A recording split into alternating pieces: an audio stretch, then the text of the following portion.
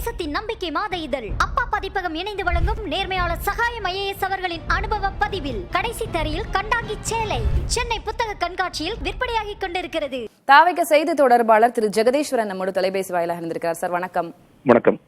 ஒரு பக்கம் ஈரோடு கிழக்கு இடைத்தேர்தல் சட்டப்பேரவை அப்படின்னு அரசியல் களம் பரபரப்பாக இருந்து கொண்டிருக்கிறது. விஜய் படத்துல ஷூட்டிங்ல பிஸியா இருக்கிறார், அதனால சமூக வலைதளத்துல எக்ஸ் வாயிலாக அரசியல் செய்து கொண்டிருக்கிறார் அப்படின்ற விமர்சனம் வந்திருக்கு அவருடைய இந்த பதிவுக்கு. ஈரோடு கிழக்கு இடைத்தேர்தல் மட்டுமல்ல, 2026க்கு முன்னாடி நடக்கின்ற எந்த தேர்தலும் நாங்கள் போட்டி இல்லை என்று ஏற்கனவே தெரிவித்து விட்டோம். அதனால அந்த தேர்தல் ஜனநாயகத்துக்கு விரோதமா நடக்க போது அது குறித்து எங்களுக்கு இப்பொழுது எங்களுடைய பார்வை அது நாங்கள் செலுத்தவில்லை. சட்டப்பேரவை குறித்து நாங்கள் பார்த்து கொண்டிருக்கிறோம். அது எதுக்கெல்லாம் என்ன ரியாக்ட் பண்ணணும் அப்படிங்கறத நாங்கள் பேசிட்டு தான் இருக்கோம்.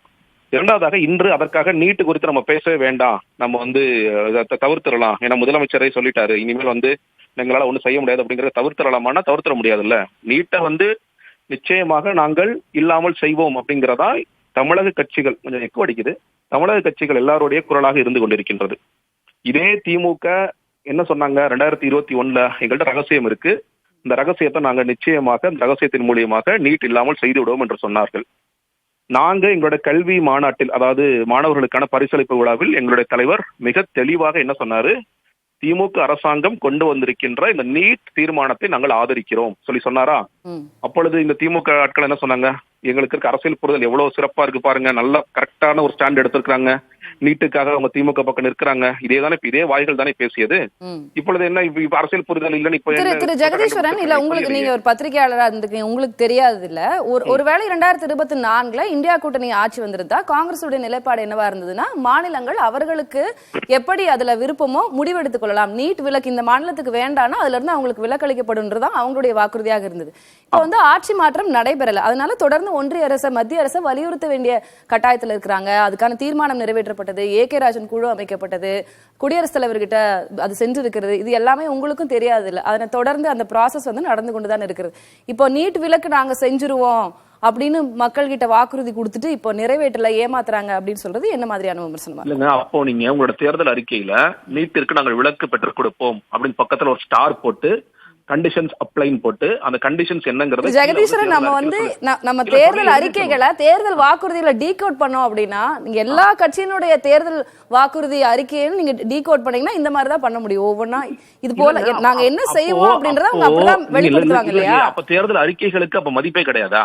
ஒரு கட்சி ஒரு குழு போட்டு நீங்க டிஆர் பாலு, கனிமொழி இவங்க எல்லாம் வச்சு ஊர் ஃபுல்லா போய் வாக்கெடுப்பெல்லாம் நடத்தி எல்லாருடைய கருத்துக்கள்லாம் கேட்டு ஒரு தேர்தல் அறிக்கையை கொண்டு வருவாங்க. ஆனா அந்த தேர்தல் அறிக்கை யாரும் படிக்காதீங்கப்பா, நாங்க சொல்றது எல்லாமே 500 பொய் தான்ப்பா, 505 பொய் தான்ப்பா. நீங்க இப்ப கூட என்ன சொல்றாங்க, 90% நிறைவேற்றி விட்டோம்னு பொய் தான் சொல்லிட்டு இருக்காங்க. அப்படி இருக்கும்பொழுது அதற்கு ஒரு மதிப்பே கிடையாதுன்னு சொல்வதும், ஒவ்வொரு பிரச்சாரத்திலையும் போய் நீட்டிற்கான ரகசியம் எனக்கு தெரியும், நீட்டிற்கான ரகசியம் தெரியும் இன்றைய துறை முதலமைச்சர்கள் சொல்வதும், அப்ப திமுக பொய் பேசுவாங்க. அதனால ஆளும் அரசு மீதான விமர்சனங்கள், அது ஒரு ஆளுங்கட்சியாக இருக்கும்போது அப்கோர்ஸ் இது எல்லாத்தையுமே சந்திச்சுதான் ஆக வேண்டும். அது ஒரு புறம் இருக்க, விஜய் மீதே வைக்கப்படக்கூடிய விமர்சனங்கள் நிறைய இருக்கு இல்லையா? ஒண்ணு, அவர் பனையூர்ல இருந்துட்டு சமூக வலைதளத்திலேயே அரசியல் செய்து கொண்டிருக்கிறார். ஒண்ணு, மாவட்ட செயலாளர்கள் மீட்டிங்க்கு வரல, அவர் படத்துல பிஸியா ஷூட்டிங்ல இருக்காரு அப்படின்ற விமர்சனம். 2, அதை தாண்டி பெரியார் குறித்து அவதூறாக பேசியிருக்கிறார் சீமான்னு பல காவல் நிலையங்கள் அவர் மேல வழக்கு. தொடர்ந்து மற்ற கட்சியினர், திமுக உள்ளிட்ட கட்சியினர் சீமான் மீது விமர்சனங்களை முன்வைக்கிறாங்க. உங்களுடைய கொள்கை தலைவர் பெரியார் குறித்து ஒருவர் பேசியிருக்கிறார் அப்படின்ற விஜய் அதற்கு எதுவும் வாய் திறக்காமல் மௌனியாக இருக்கிறாரே, ஏன்? இல்லங்க, பேசணும். எங்களுடைய செய்தி தொடர்பாளர்கள் பேசியிருக்காங்க, தலைவரும். எவ்வளவு நாள் கழிச்சு? இல்லங்க, அதாவதுங்க, நீங்க எல்லா விஷயம் ரொம்ப தெளிவாக நாங்க முதல்ல சொல்லிட்டோம். நீங்க எந்தெந்த விஷயங்களுக்கு பேச வேண்டுமோ அந்த விஷயங்களுக்கு தலைவர் பேசுவார், சில விஷயங்களை அறிக்கைகளாக கொடுப்பார்னு சொல்லிட்டோம். அதன்படிதான் நாங்கள் போய் கொண்டிருக்கின்றோம். நீங்க அந்த பனையூர் அரசியல்ங்கிறத நீங்க அதற்கு பிறகு ஒரு களத்திற்கு வந்த பிறகு அது எப்படி மாறுதுங்கிறத பார்ப்பீங்க. அது ஏற்கனவே சொல்லப்பட்ட விஷயம் தான். நாங்க அந்த ஷூட்டிங் முடித்த பிறகு நான் முழுமையாக இது வருவேன்னு சொல்லிட்டாரு. இல்ல, அது நீங்க பட்டுப்படாம கடந்து செல்ற மாதிரி தெரியுது ஜெகதீஸ்வரன். பெரியார் குறித்து சீமான் பேசிருக்கு, ரொம்ப ஒரு கனமான விமர்சனம். அது இம்மீடியட்டா மத்த கட்சிகள் அதுக்கு ரியாக்ட் பண்ணியிருந்தாங்க. கொள்கை தலைவர், நீங்க பெரியாரை முன்னிறுத்துறீங்க, எவ்வளவு வாட்டி பெரியார் திடலுக்கு சென்றிருக்கிறார், பெரியார மரியாதை செஞ்சிருக்கிறார் விஜய். ஆனா இந்த ஒரு நிகழ்வுக்கு அவரு எதுவும் எதிர்வினை ஆற்றல, இல்ல ஒரு கருத்து பதிவிடல அப்படிங்கும் போது அது முக்கியம் இல்லையா? அந்த இஷ்யூ ஒரு சில நாட்கள் ஆச்சு.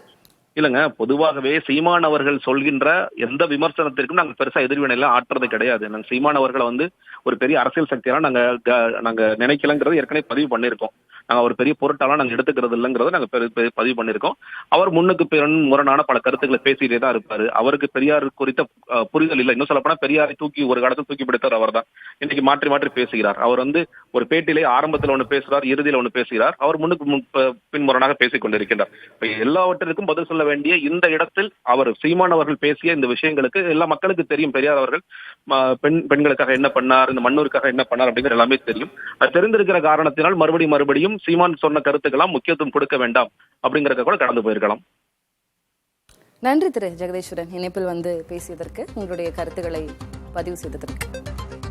தேசத்தின் நம்பிக்கை மாத இதழ் அப்பா பதிப்பகம் இணைந்து வழங்கும் நேர்மையாளர் சகாயம் IAS அவர்களின் அனுபவ பதிவில் கடைசி தரையில் கண்டாங்கி சேலை சென்னை புத்தக கண்காட்சியில் விற்பனையாகிக் கொண்டிருக்கிறது.